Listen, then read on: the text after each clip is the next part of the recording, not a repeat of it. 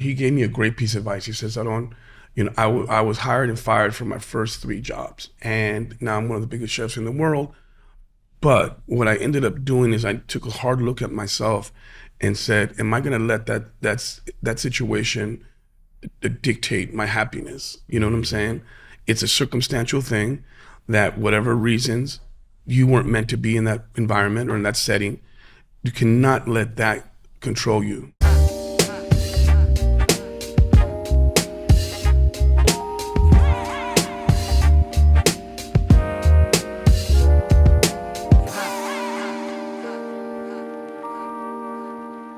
All right. Well, I want to welcome to the studio, Aarón How are you, sir? Sánchez. Good to have you. So glad to have you here. Yeah, but beyond delighted. I've been looking forward to this day, coming here to Oklahoma City and having a chat with you. So I know. Thank you for having me. Hey, welcome to the studio. Absolutely. So good. One of the things that has been, I've looked forward to having you here, and I think a big reason for that is the way that I know that you've started and a piece of your story and the richness in your story, the richness in your heritage that you still bring today, but then at the same time, just how successful you've been with your personal brand and still being an entrepreneur. And I think, not everybody has the same, I'd say, level of success that you've had, but there's been some really awesome things that I've heard you say along the way, and us getting to know a little bit about each other that I think will really help people kind of carry through even some of the hard times that that we've been facing the past couple of years. Absolutely, yeah. I mean, the idea of entrepreneur, I think it casts a really large net, and I think at its core, it's that feeling of not being complacent, and trying to see how you can touch as many people through a business lens as possible, and then constantly try to recreate yourself and give people a reason to write about you, to come back and see what you're doing. So that's kind of one of those things that was ingrained to me very young. Well, and you were raised by a restaurateur, Yes. so this isn't new for you. Yeah. So tell us a little bit about that. Yeah, I mean, I come from a restaurant family. My mom, talk about an entrepreneur. I mean, she was kind of like the Mexican Tina Turner, if you will. She kind of divorced my father when we were very young, and she was a social worker, and she used to cater. We're from El Paso, Texas, and she would cater at night after she finished her day job to try to make extra money. And so food, she was born in a cattle ranch in northern Mexico. So my family were middle class to upper class Mexicans, but in a very sort of hard industry, which is the cattle industry. And then everyone kind of moved across the border. And then my mom sort of chased her dreams of having her own restaurant in New York City. And we moved there in the early 80s, and she just went after it. What kind of restaurant was it? It was a Mexican restaurant. She was bringing kind of the traditional flavors that she grew up eating, but kind of, making some alterations and some changes along the way, and kind of focusing on regional dishes from all over Mexico, and then kind of bringing that forward to the New York audience, which at that time didn't really have a good grasp of Mexican food. The Fodor's Guide, back in the day, said that Mexican food in New York City in the early 80s has a striking resemblance of what monkey has to a man. You know what I mean? That's how bad it was, So much has changed in 40 years. So my mom was super really about that whole movement early on, about American regional cuisine and bringing that. What are some of the memories, like what's kind of an earliest memory of you experiencing your mom, starting a restaurant, or what's the thing that's like the most vivid memory that you have of that experience? Well, it's a great story, actually. So my mom, the way that she got to New York City initially is she went to New Orleans and took a cooking class with Paul Prudhomme, the very famous Cajun chef, in the early 80s. And he was about to open up K. Paul's, his namesake restaurant that he had for 45 years or 40 years. And he was in the process of doing it. So he was doing cooking classes, and my mom and my grandmother, my Mema, who was also a fantastic cook and a cookbook author, went and they did this kind of pilgrimage there. And then Chef Paul and my mom struck up this beautiful friendship. And then he said, "What are you doing?" He goes, "Well, I'm divorced. I have twin boys. I'm a twin, and I cook." And he's like, "Well, look, if you want to move to New York, I have a friend of mine named Warner Leroy who owns the Tavern on the Green in Central Park, and I can get you a job there." So she makes this unbelievable journey to New York City. We have all of our possessions in a catering van and $8,000 to our name. We drive from El Paso all the way up to New York, and there was this an epic evening that was the party was thrown at Tavern on the Green, because the owner of it, of the restaurant, was a gentleman named Warner Leroy, and his parents were like, I think, the director of Wizard of Oz, like something crazy Oh, my like that. goodness. And he lived in Dakota on 72nd Street, one floor down from John Lennon and Yoko. And then, so Sean Lennon is my age, and then Warner had a son named Max, who sadly passed away, and Max was also my age. So there was this kind of interesting New York vibe, right? Yeah. And then Warner was this larger than life dude, just threw these epic parties where there was like Russian dancing bears and crazy stuff. And he realized that there was no American regional cuisine yet. And he brought my mom to cook Mexican food, Chef Paul Prudhomme to do Louisiana food, and this little lady named Alice Waters for Chez Panisse. And it was this incredible evening where my mom was introduced to the food community in New York City, and James Beard and all these what an movers and introduction. shakers. Yeah. So I remember that very vividly as a young kid, and the importance of this meal. And that's kind of how my mom was sort of debuted, if you will, a little bit. And has that been something that's kind of carried with you, right? Like, was that like a really big impression of like food means something? Absolutely. That's a really good way of putting it. I didn't understand, till that moment, how food touches people's lives, and kind of like you can make a living out of it. Yeah. I just thought you cooked at home. You know what I mean? I didn't Yeah. understand, sort of the career path that one can take through food, and that was like really eye opening. Well, so you're in you got a home in New Orleans now, yeah. Yeah, that's home. So how did you get from kind of New York to New Orleans? Yeah. Well, I'd always go back. So I when I was 16.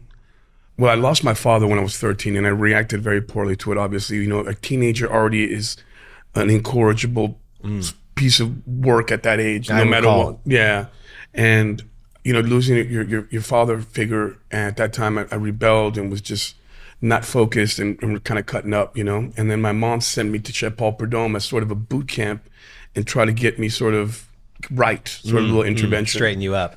And I went down there, and then, he became my father figure. He never had children of his own, so he always kind of took me in as his boy. And then I would do that through the summer. Then when I was 18, I came back, and I spent, like a year there. And then I started my career path in working with other chefs, and then eventually opening up my own place in New York City, in the Lower East Side. And then I had those restaurants. The other one I had in Tribeca for about 15 years. And then about 8 years ago, I opened up Johnny Sanchez with my friend John Besh. And then I was commuting back and forth for the first year. And then I just started seeing New York lose its luster. Wow. And, when an artist can't afford to live in a city, it becomes soulless. Artists are the heartbeat of a city, and they need to live in a place that's affordable so they can create art. And I saw that happening in New York, where it was just becoming like this corporate wasteland. And I was just like, so turned off by it. And then I just said, let me go and chase the art and have I think a better quality of life. And that's how I got to New Orleans. So, Oh man, yeah. that's amazing. Yeah, I love it. So the artistry of this, it definitely is something that shows up in being a chef. So you've got this massive impression of food can change people, food can bring people together, and you've got this artistry connection. So talk to us a little bit about how sort of the, I'm going to be a chef moment sort of happened. Yeah. Well, all the cliches of the kitchen, like when Anthony Bourdain sort of narrated really beautiful about, we're kind of kitchen pirates, and we're kind of like these cast off segments of life, and you can find like a refuge with other people that are kind of, a little off, you know what I mean? Yeah. Because you got to be crazy to work in the damn kitchen, you know what I mean? It's the land of misfit toys. Yeah, exactly. Totally. And I just love that part of it. I love, the idea of the camaraderie.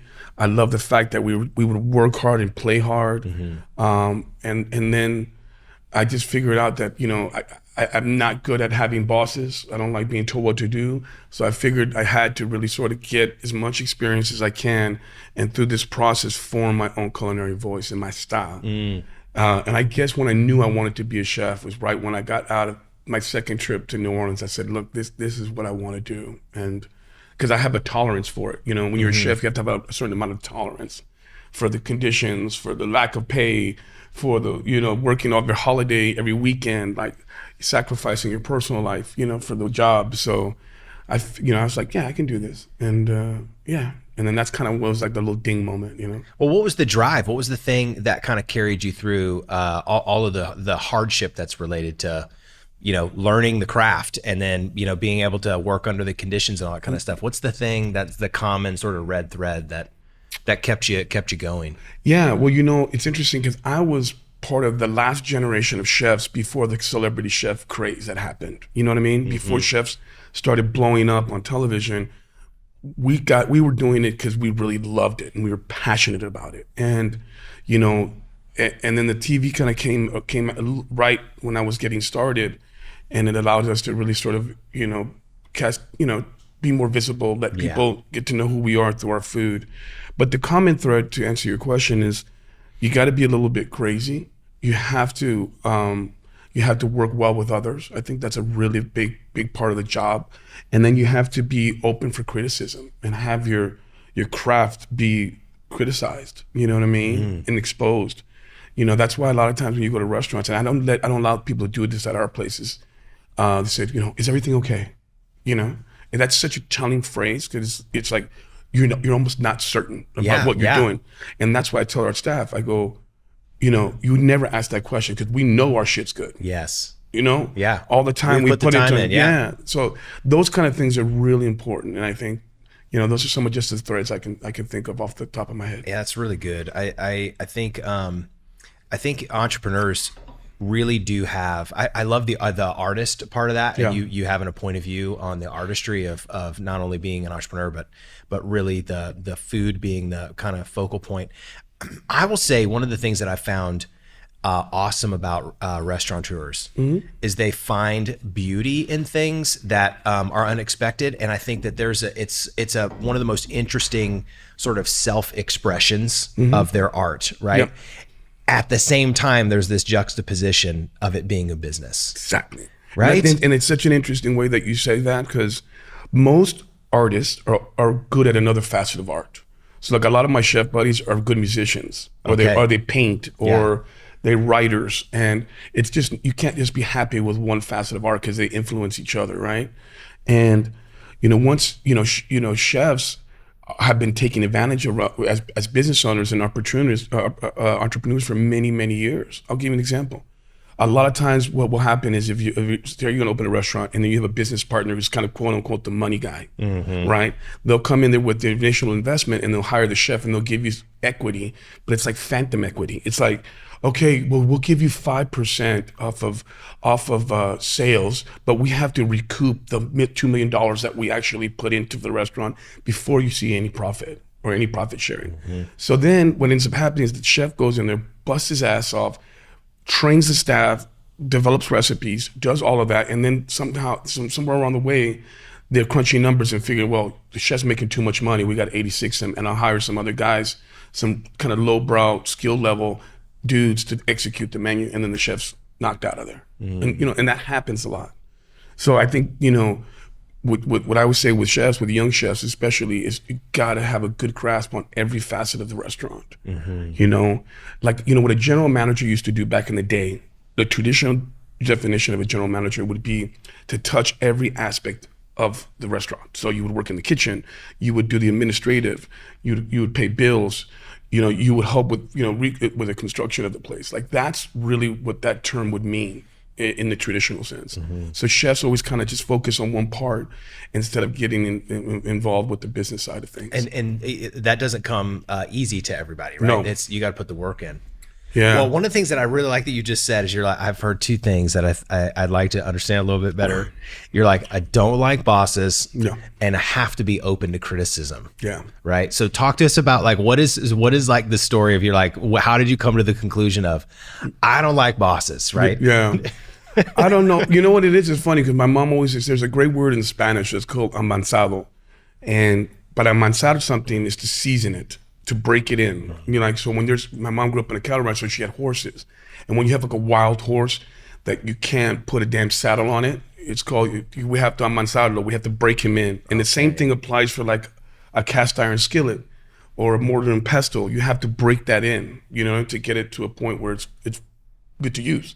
So I'm like that horse. I don't like a saddle put on me, and I just been that way since I was young, because, I always feel like I'm gonna outwork everybody, and what I do is so unique and so different from everybody else that how can someone else tell me how to navigate that? You know what I mean? And so I've always been like that, and so that's what actually drove me to work really hard, because I needed to have my own environment where I can create. And that was really important for me early on. And I take a lot of pride. Talking about the criticism part, I take a lot of pride. I've only been fired once. And I promised myself when that happened, I said, I'm never going to put myself in that position again. And because I was, over my head, and, I took a chef job way too young, and, I made the mistake, and now I see a lot of, people that I work with and our teams trying to accelerate the process too fast. And I'm always telling them, pump the brakes a little bit. I promise your time will come, so.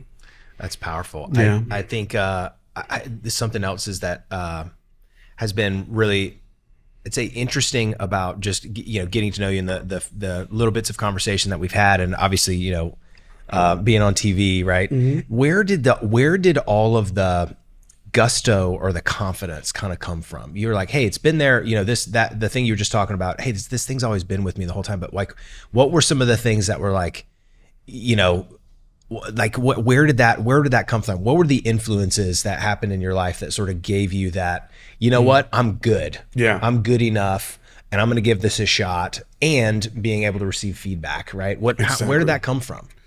That's a good point. My mom probably would be the biggest influence. My mom always did this great job saying, you're beautiful. You're so handsome. You're so talented. And, like, I'm a huge boxing fan, and you hear, have you ever seen Mike Tyson's story and how Cus D'Amato was like his mentor in life? And Cus would tell Mike all the time, you're great, you're beautiful, you're strong, you're gonna be a champ one day. And then once you start hearing that over and over and over again, you start believing it, and you feel you're invincible, and you feel that the confidence that you portray every day is unbreakable, and that's kind of how it was to my mom, because she just constantly reinforced that upon me, especially because I was sort of like the prodigal kid, you know what I mean? Mm-hmm. I was kind of heir to the throne, so to speak. And also a big part of it too, has to do with my culture. See, in Latin culture, Mexican culture, if my father had a business, for instance, it would be very logical for me to follow in his footsteps, right? Yeah. And be like, the guy that's going to take on the mantle and keep business going, which happens all the time in Latin culture. But since my mom is the entrepreneur and the breadwinner, mm-hmm. I, as a man, had to step away out of her shadow and develop my own style so I can stand alone. You know what I'm saying? That's powerful. So that's why I didn't want to work with my mom initially, and that's why I didn't tackle Mexican food initially. My restaurants were more Nuevo Latino or New Latin, because I felt like I didn't know enough about Mexican food to really do it justice and cook that on a daily basis. And then finally, after years of experience and travel and getting to know the food intimately, I felt the confidence to execute it right. Yeah. Well, you've talked to us a lot, the past few minutes about the heart, mm-hmm. right, and where that's really come from. But let's talk about the craft, yeah. right? What were your sort of culinary influences, and what was the journey to get to kind of like, Mestizo, right? Yeah. The first restaurant. Yeah. Well, I mean, for me, it's interesting because I was not trained in the very traditional sense in French kitchens. A lot of my chef colleagues and peers, made the pilgrimage to France and got, were being screamed at by some French dude, for, 3 years and interning at these Michelin star restaurants and do all of that, that wasn't my trajectory. I just knew from an early age, has to do with my culture and being Mexican. We don't like to be talked to like that. Mm-hmm. Our culture is about respect. It's about pride. It's about heritage. So I knew that I was not going to react well if somebody was going to call me a piece of shit because I didn't cook the vegetable the right way. And then there's Gordon Ramsay. And there's Gordon Ramsay. We can get there. Yeah, we'll get there eventually.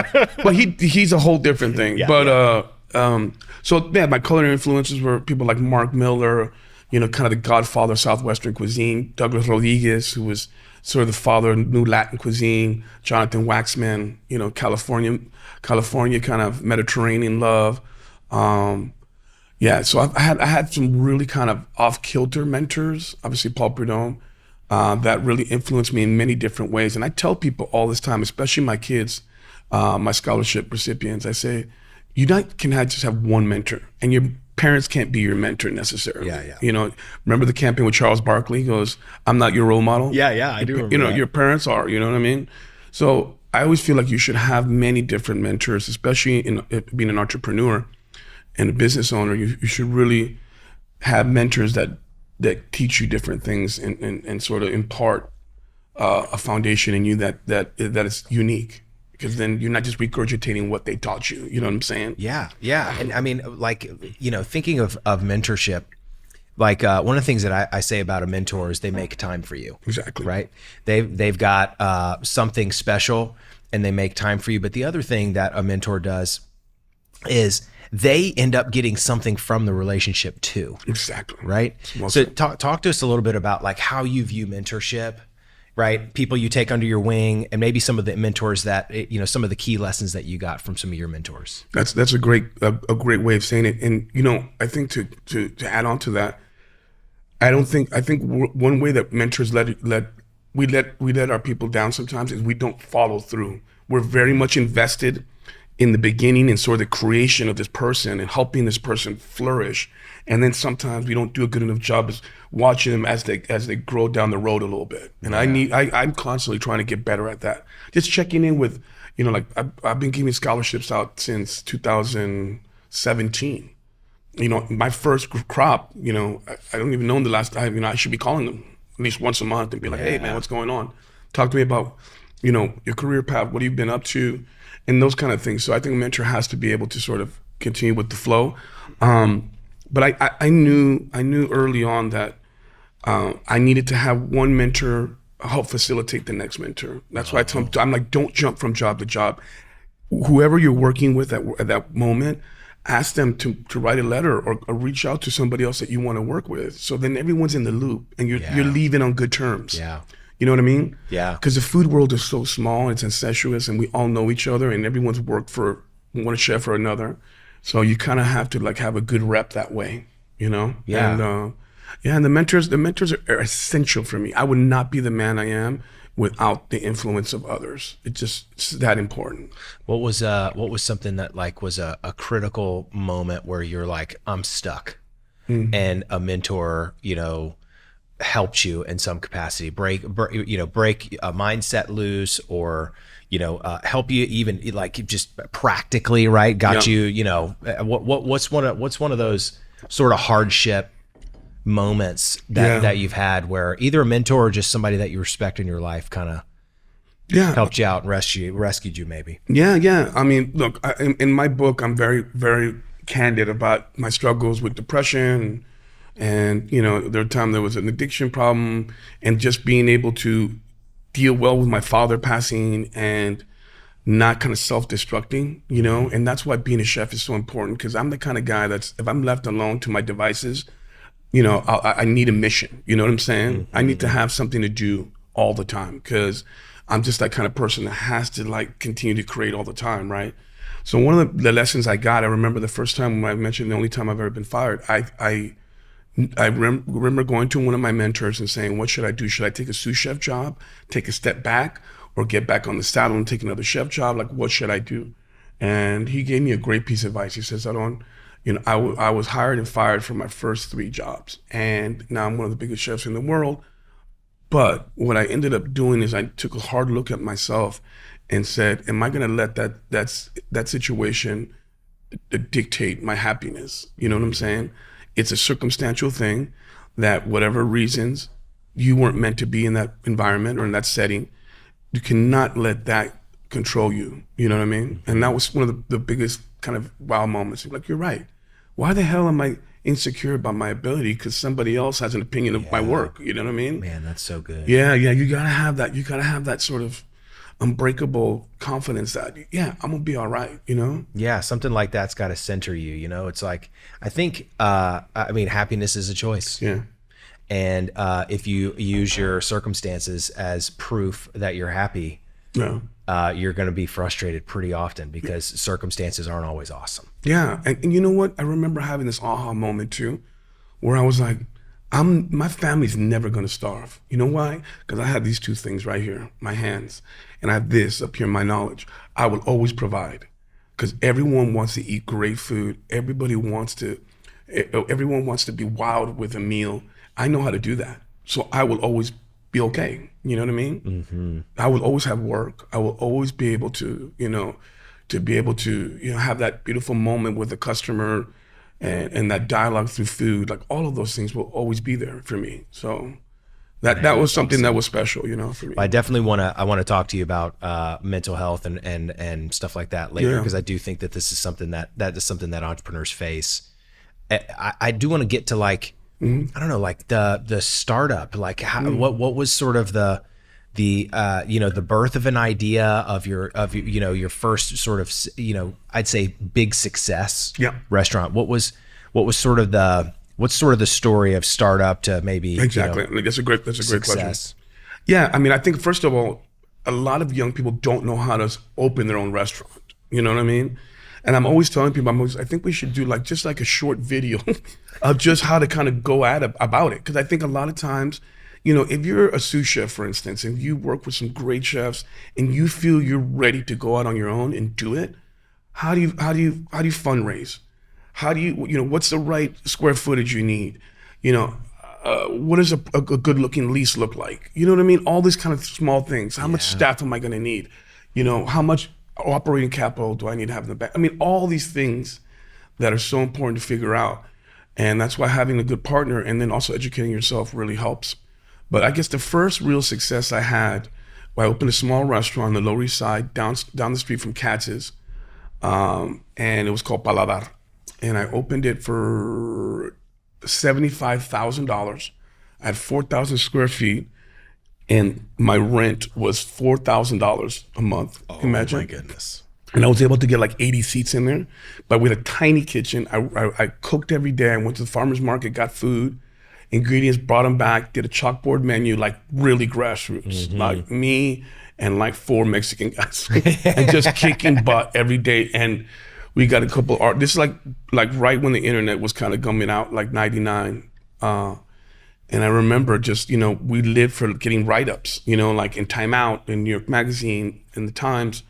And then I remember we got a really great review from Hal Rubenstein, who used to write for the New York Magazine. And we also got chosen as the best place to have a party of 8 with no reservations, because we didn't take reservations. Wow. And we would be 4 deep at the bar. I mean, we were packed all the time, and people wanted to taste my food. And it was like, that was my baby, Yeah. I was like the place that I kind of, made my debut, you know what I mean? And we were very popular. We were busy all the time. I would turn the place into sort of like a little DJ situation on Fridays and Saturdays. And then from there, I parlayed that into opening up another restaurant downtown in Tribeca called Centrico. And that one, I had Paladar for 15 years, and then Centrico I had for like 13. And, it's hard. New York City's very tough, and, I guess Paladar and Centrico, the combination of both those restaurants really sort of established me and gave me the credibility as a chef, which you absolutely need. Because now we're living in the era with these self-anointed experts, because, they're like, I call them internet chefs or social media chefs. You know what I mean? YouTube. Yeah, it's like, who the hell says your chicken soup's the best? You know what I'm saying? Like, I need authority telling me that shit. Yeah, for sure. Somebody who's tasted some. So, I promise it's good. It's just sitting here in my kitchen. Exactly. Looks good. Well, yeah, because I have a nice apron on. You know what I mean? Stuff like that. So, no, I just think, because that was something that was sincere. That restaurant for me was everything. I mean, I had, my engagement party there. I had, countless of events and really special dinners there with people that I really love. And that's why sometimes people get very emotional about a restaurant and letting it go. Yeah. And I always try to say, you can't really get emotional about a space or business sometimes. You know what I mean? That took me a long time to figure it out. But when we closed Paladar, I was really beat up about it for a while. I'm sure. You know what I mean? One of the things that I've been really interested to talk about with you know, someone of your caliber, right, is the life cycle of a restaurant. Yeah. Because you think about it, there are these not every concept is a success. And there's different reasons that certain things kind of break down. Not everything turns into a chain, you know, or you know what I mean? Not everything goes that way. And so I think, you know, what sort of like the life cycle of and some lessons along the way of that restaurant. Yeah. Well, ideally, first of all, you're the chef. You should be the majority owner. You should have 51% of your business. That's just to start. And if you can purchase the building, the real estate that your restaurant's in, that's the goal for every person that's listening to this. That's a chef that wants to have their own place. Own the real estate if you can, because that is essential. You know, if you don't have the resources to do that, try to get a 15-year lease. And I'm gonna tell you why. Because normally, let's just say you have a 5,000 square foot restaurant that has 80 seats, you know, and your rent's 11 grand or whatever it is. You make an investment of $2 million to build it out, and then including back, you know, operating capital. Once you have that, you kind of average 3 to 5 years to kind of pay that back. You know what I mean? The initial investment, and then that 5 years is kind of a wash. But then you have 10 more years of actually making money. So that's why that 15-year lease. Anchor matters. Yeah, that 15-year lease is really essential, because then, you know, you average that time of recouping the investment, and then you can have all that gravy afterwards. You know what I'm saying? Yeah. So what do you have, like provisions that you can negotiate in a lease? Because you were talking about a good lease. You got 15 years of a commitment. Do you have any ways to get out of that, or any sort of like? Absolutely. Well, here's a couple different things. You know, I'm going to tell you how easy it was when I first opened, okay? I took cash, by the way, for the first 5 years of Paladar, which try doing that shit now. You know what I mean? And my fish guy loved me because I just hit him with $3,000. You know what I mean? The vegetable guy, I gave him $2,000 cash every week. So then, but it was as simple as all the money that we made on Friday nights till we used on payroll. And then Saturday night, we used that to pay rent. Like the earnings, and then all the rest of it was just to pay, you know, upkeep, and then the other purveyors and insurance and all that other stuff. But it was that simple, the math, right? Wow. But then, you know, the 15-year lease is essential, and then I also have a provision in my contracts where if we go under a certain amount of sales per year, we can get out of the lease. Okay. So, you know, if my restaurant does less than $3 million a year, then I can get out. You can get out. So those provisions can be made. And is there like a breakup fee or something like that you guys got to do? Yeah, sometimes. I mean, I know chefs that go into business with the owner of the building, and they're partners in it. Okay, yeah. And that works sometimes.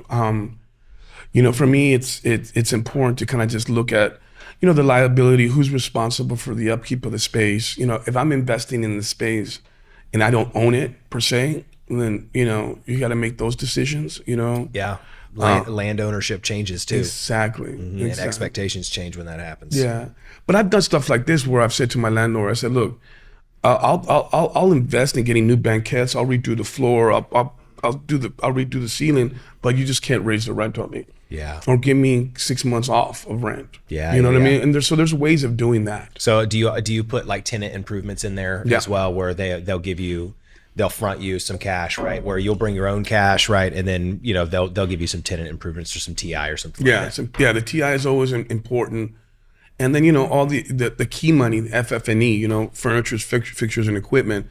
I always tell that the key money is probably the better move for a young person starting out. Okay. Meaning, you know, you're going to come in there, it's a fledgling restaurant, they have a 10-year lease, they only made it through a year, give them $200,000 in cash for everything as it is. And then you assume the lease, not the debt, but the lease. The lease, yeah.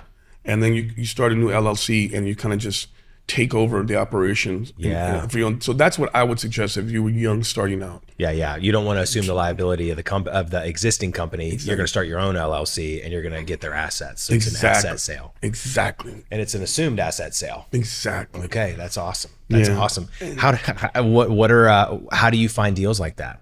Well, I mean, you know, that's a good question. You know what I'm saying? Yeah. Well, it's a good question. Look, what I'm doing now, I mean, it just because I'm at a different stage in my life and my career. Like, I say this every year. I'm like, shit, I'm not gonna open another damn restaurant. I'm not opening. Okay, what do we do? We'll open another two. another one. And yeah, so now I'm chasing what you call licensing deals. Yeah. But if you just to answer your question, how do you find those? Well, I like to, when I go see a landlord or I go to a restaurant that I like a lot and it's very successful, I ask like, who's the landlord?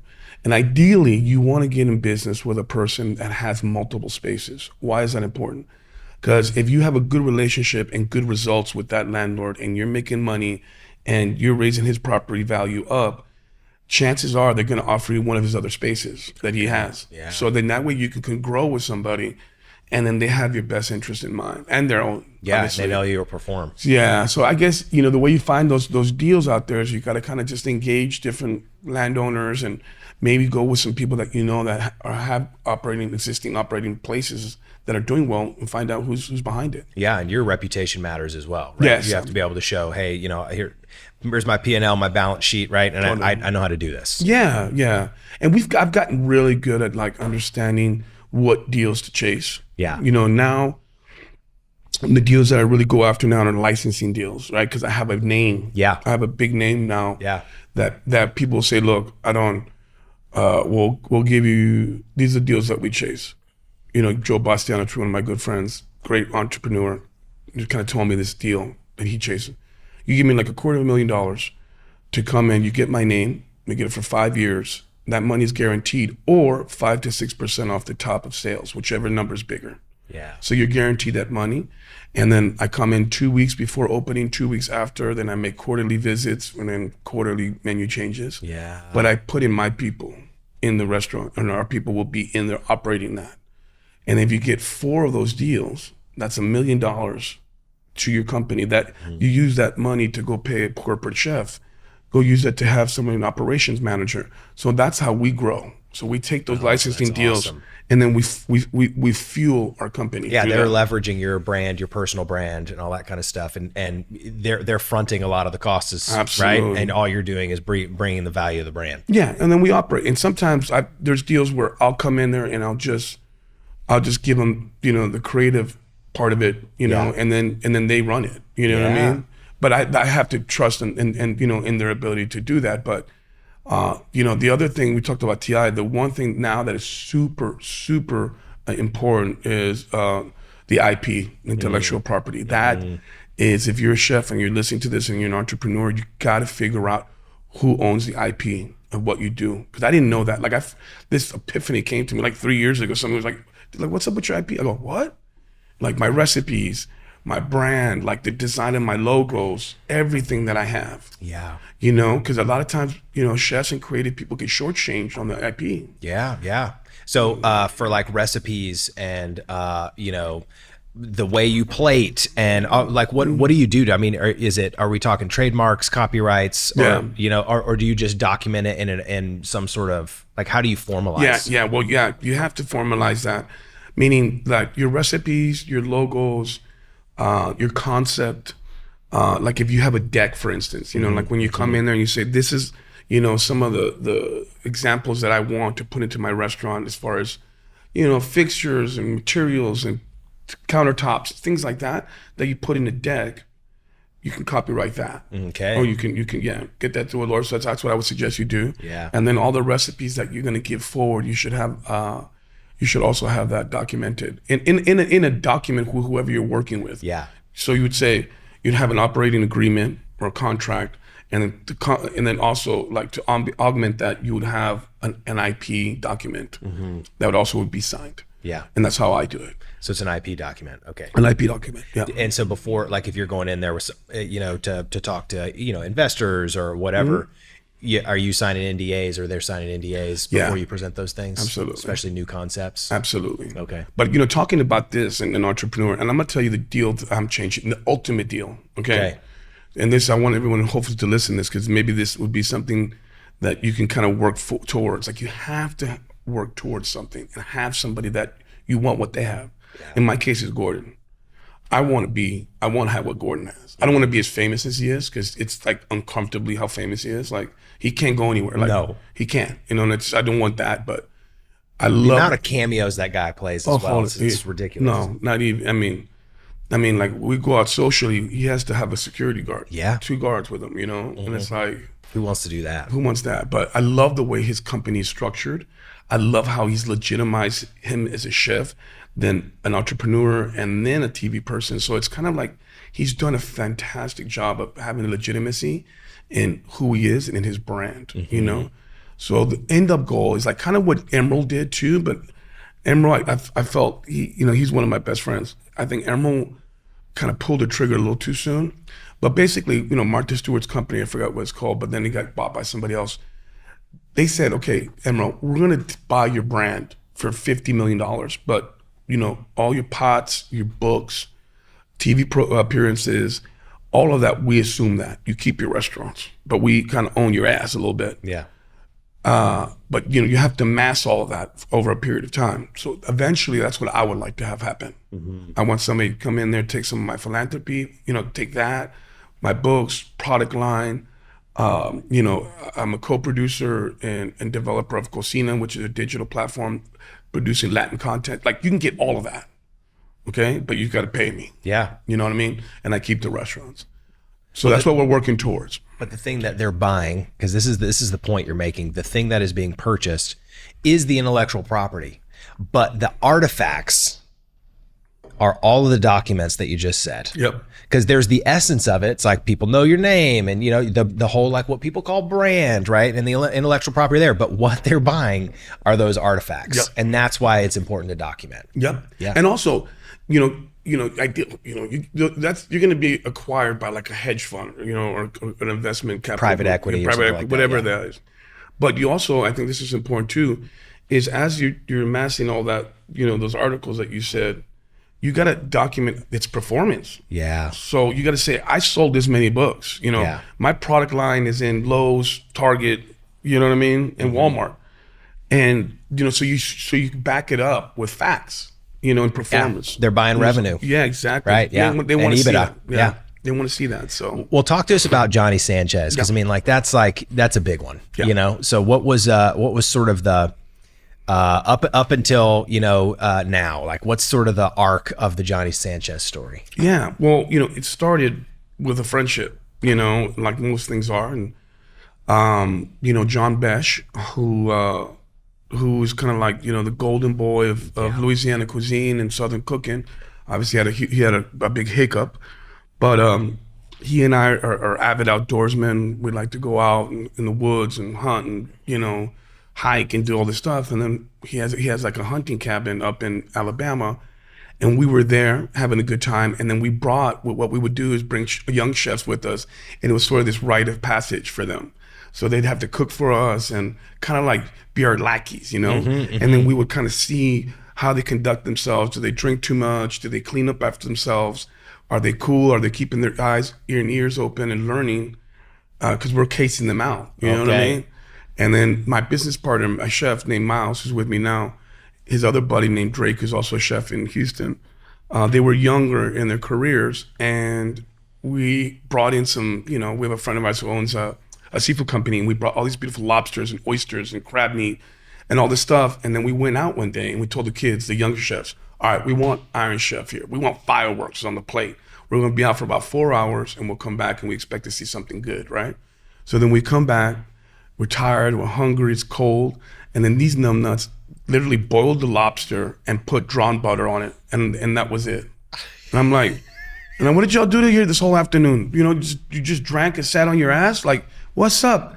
And then me and John, we kind of just took the lobster, broke it up. I made this chipotle cream sauce. We had some cheese, and we made this beautiful lobster enchiladas was gilded with Louisiana crab meat and a beautiful little chive oil. I go, that's how you do it, bro. And then me and John go, shit, we should do a restaurant, man. We should do this. Let's call it Johnny Sanchez, bro. Your first name, my last name. Yeah, man, that sounds like a good idea. I'll take another beer. It was like that, It happened so like matter of fact and nonchalantly. And it was born, yeah. And it was born. So, and I can't tell you how many times people come into a restaurant and we're busy all the time. They're like, I know Johnny, talking about me. I'm like, you sure you know Johnny? Yeah. Okay, buddy, later. So anyway, so it started, and the idea being is that in Louisiana, people know great food. you could be a movie actor, you can be a musician. People in Louisiana love their chefs. We're it, Yeah.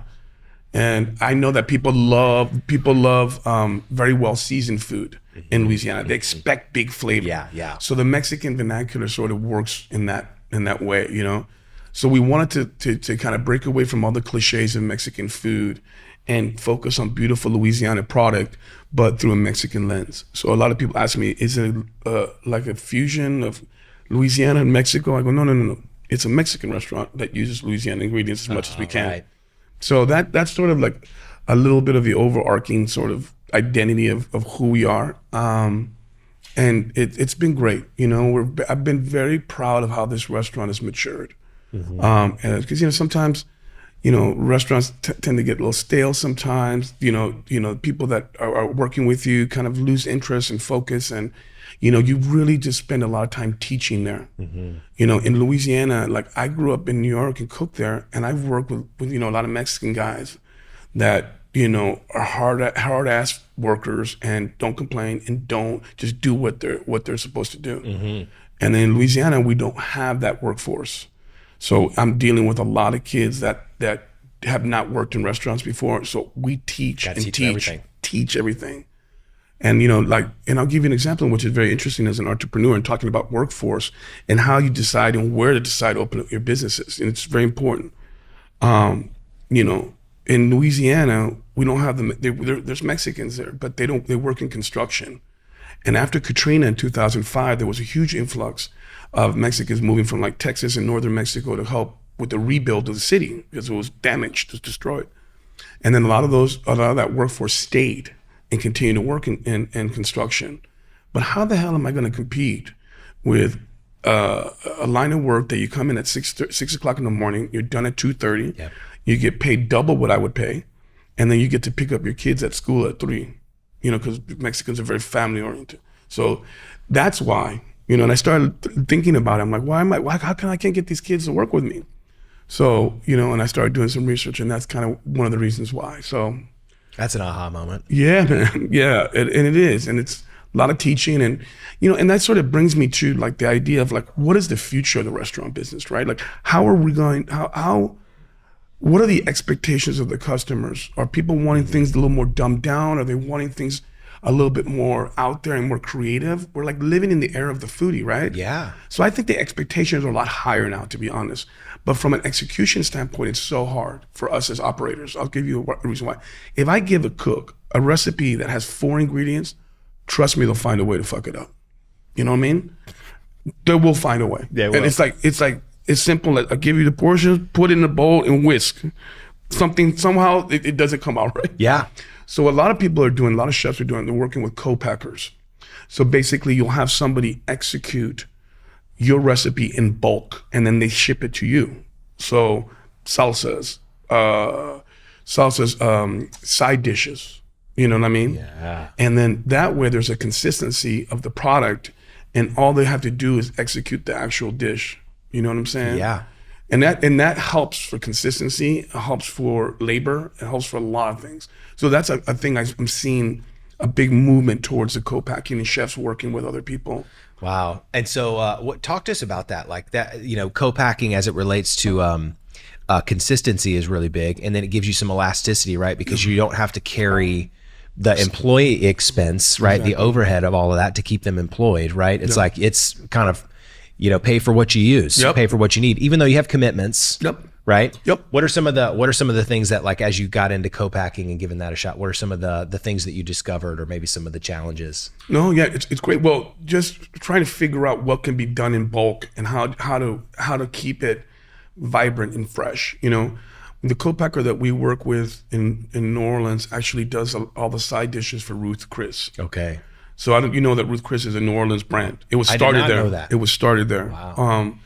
So like when you go and you get like the cream spinach or, the damn hash brown, all that's co-packed, all that's made ahead of time. And, hopefully I'm not disappointing people, but, it happens more than you know what I mean?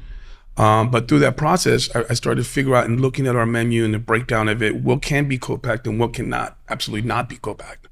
So we formed a list and we tasted, the product that was made for us, and then the way we make it. And we did that exercise for a couple months just to figure out if we liked it the way it is.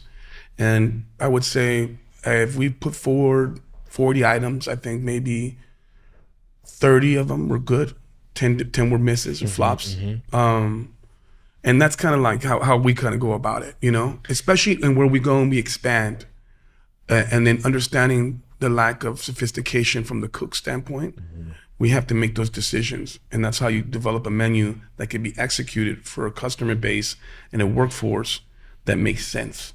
Yeah. You know, you can't force, you know, a certain kind of food in a market that's not going to work. You know what I mean? And there are a lot of entrepreneurs and chefs, they fall on their sword because they're just so uncompromising. Yeah. They're committed to their thing rather than listening.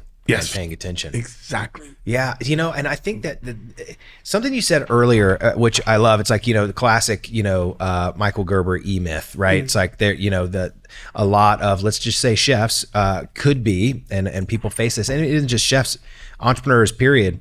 They are often, you know, technicians having entrepreneurial seizures. And one of the things that I think is really, really interesting about what you're talking about is the choice of co-packing. That is a working on the business choice. And how do you sort of get to that moment, right? And how do you sort of, because think about it like this, and I know you're going to articulate this better than I will, but you're in the business making the food. And you got to get the ingredients and things like that, and you're in the business to do that, to pause and then say, you know what, I'm going to work on the business for a second. I'm going to choose co-packing and to pursue that.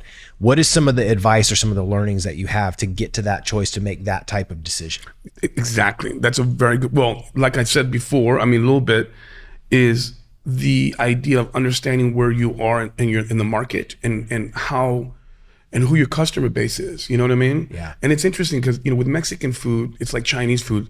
It's a food that people have very strong opinions about. Yes. And they feel like they know it. You know what I mean? And so we're always having this constant battle of like, okay, what is authentic Mexican food to you? Like, you know, how far do you want to take it? You know what I mean? And to make those decisions, you got to really think to yourself, what sells? Like, I'll give you an example.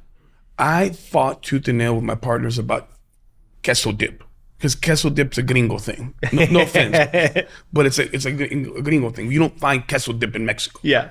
You have a queso fundido, but you don't have a queso dip. And then they're like, we gotta have a queso dip. We gotta have a queso. And I'm like, let's put a queso dip on. Like, do we really? Do we need it? And then let's do queso dip. Ends up being hands down the best seller we've ever had. You know what I mean? Way. And we co-pack it. And they make we want Winn-Dixie, a huge chain, wanted us to sell them the damn queso dip and have it available. You know what I mean? That's how good it is, you know? So that's an example where you just have to say, you know what, be compromising, listen to your customer and just go forward. You know what I mean? That's a big decision. That's awesome. Yeah, and the food cost is also great on it too. So just to answer your question, so we don't get off track a little bit, how do you make that decision to go co-packing? It has to deal with, for me personally, the quality of cook, what market I'm in, and sort of the genesis of what's being co-packed. Like, you know, am I doing a soup or am I doing a puree or whatever that is? But it has to have the essence of your flavor in it, you know, for me to make that decision. Yeah. But you know, the interesting thing is that you factor in co-packing like you would factor in any other cost. Right? So ideally, a dish should have a 25% food cost, right? Yeah. In order to be profitable as an item. You might be able to take it to 30%, depending if it's, you know, a ribeye or something that's a high cost item. But ideally, you want to keep your costs there, your labor, 14, you know what I mean? Somewhere around there. Yeah. And then that's kind of how you navigate that, you know? You want your breakdown to maybe be 60% food, 40% booze sometimes. Sometimes I've seen it flipped. But understanding how the cost works and what the expectation is so important, you know, as an entrepreneur, and know what makes sense. I mean, that what you're just talking about is like, hey, if my benchmark food cost is 25%, and then I've got another, let's just call it 15% on labor, and then you've got co-packing and they're only doing a portion of that, right? There's some math that you're going to need to do to really evaluate your margins, right? And your cost of goods sold. plus all of your, because what you're saving, the big thing you're saving on is if you can negotiate in bulk with the co-packer, and then at the same time you can manage some of your the food prep, all of the employee and labor and things like that. I think that right there is a challenging one to evaluate. So like the analytics to be able to do that, how much of that is gut and sort of back of the envelope math, and how much is that like I'm in a spreadsheet and I have somebody managing those analytics? That's a great question. Well, for me, like I know off the top of my head what beef costs. You know what I'm saying? Yeah. I know how to structure a menu where, I know I'm going to make money off the quesadillas because that's a 10% food cost item. Yeah. And it's going to balance out because my ribeye is, a 32% cost item. So you have to structure your menu where some items are going to be just really home runs and you're going to make money on, and there's some that you're going to have to come to an understanding that you're going to break even or even lose money. But if you have the right breakup, sort of set up on your menu, you will be successful. So that's really important. But the math that I always utilize is 15% labor, 25% food cost, understanding how much staff you need to execute. I think it's important. How many salaried employees do you have versus hourly employees? Like all that kind of stuff is so important in a restaurant. I mean, it sounds like you definitely know your benchmarks. You understand sort of what those costs are, and probably there's some moments where they surprise you. But I think a good sort of connection to expansion, right? Adding locations, right? Adding other concepts. What co-packing lets you do those things. Right. And lets you have different styles of restaurant. I can now have a quick service, a QSR, like a grab and go concept, which I do have. And then I have, then I could do a proper sit down Aarón Sánchez, or I can do a taqueria that's 500 square feet that I'm working off of no hood, just electrical equipment. You know what I'm saying? Oh, yeah. Like there's so many different ways you can go about it, and the co-packing allows you to do that. Yeah. And so that's another way of looking at it. At the end of the day, restaurants are businesses. A lot of times when you come to a restaurant that does well and has multiple units, I'm always so shocked at how simple their plan of attack is and their operating practices are. Yeah, it's a hedgehog concept. It is, man. Yeah. And it's like, wow, here we are like putting all this love, and I'm working with these ladies in Oaxaca to kind of recreate this obscure mole that, is only made once a year, and everyone's like, shit, I just want a quesadilla, cabrón, So as a chef and as a creator, you kind of like, it's like a kick in the huevos, you know what I mean? Yeah. So, but as I've gotten older and I've been more experienced in business and an entrepreneur, I have had to choose my battles. And really keep my eye on what's important. So I scratch my creative itch in my restaurants by doing special events with other chefs, inviting them in, maybe doing a menu for Dia de los Muertos or for a specific holiday in Mexico, and then we can have fun and be creative. But our menu is pretty straightforward with a lot of classics on it, and because that's what people want and what people expect, and it doesn't go over their head, so they don't feel, you never want a customer to feel out of place or like they're not knowledgeable about what they're getting served. Because a customer wants to feel like they know what time it is. You know what I mean? They don't want to come in there like if kind of feel like, oh man, maybe this is a little too cerebral or what, you know what I mean? So that's always a decision you have to make as an entrepreneur and as a chef is what's going to sell and what makes sense. Something that I think is just an observation in our conversation, something you've been able to do is crossing this chasm of, starting off as an artist, as a chef, and recognizing the essence of what food does to bring people together and what it could do to communities. And you have this artistry of it. One of the things that I think you've been able to do, I like how you call it, scratching your creative itch, you found a way to express yourself creatively in the entrepreneurship side of it. You were able to port some of the artistry attributes into the entrepreneurship side of it, into the concepting and things like that, but you still find a way to feed the artist side of you. And I don't know if a lot of people can, and a lot of entrepreneurs can really stitch that together. Yeah. What's the thing? How did you say, I still am an artist, but I found the artistry and entrepreneurship, and how did you get there? How do you mold? Exactly. Well, I know I can tell by you too. It's like you'd probably get excited seeing a P&L sheet sometimes. Yeah, like I get. We'll talk about Excel from time to time. Yeah, exactly. Yeah. I get excited now about looking at a spreadsheet of different costs and knowing that we've improved at it. There's like that there's nothing better than the feeling of knowing you got your labor down, or you came in under what your projections were, or having that $50,000 week at your restaurant, and that excitement that you have, like, wow, we're going in the right direction, we're managing our costs. People care. A lot of times when restaurants are not productive or successful, it just comes down the back of not keeping an eye on things. Yeah, you got to be vigilant with everything, with cost. You got to know how many glasses of wine come out of a bottle, man. It's 4. You got to know that bottle price, what you buy 1 glass of wine for is what the bottle costs. So you got 3 glasses of profit, right?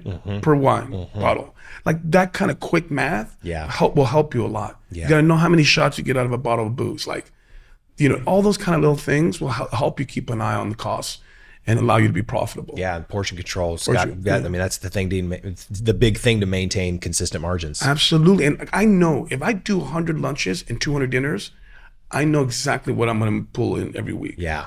And that's the goal. So you have to have benchmarks for business that you want to make and you want to hit. Yeah. And then you can kind of come back and say, why are we not hitting our numbers? What is preventing us from getting that? Yeah. Is it a cost situation?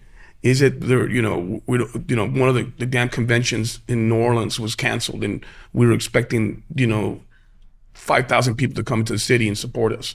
There's all those kind of factors, and that way it allows you how to plan properly. Yeah.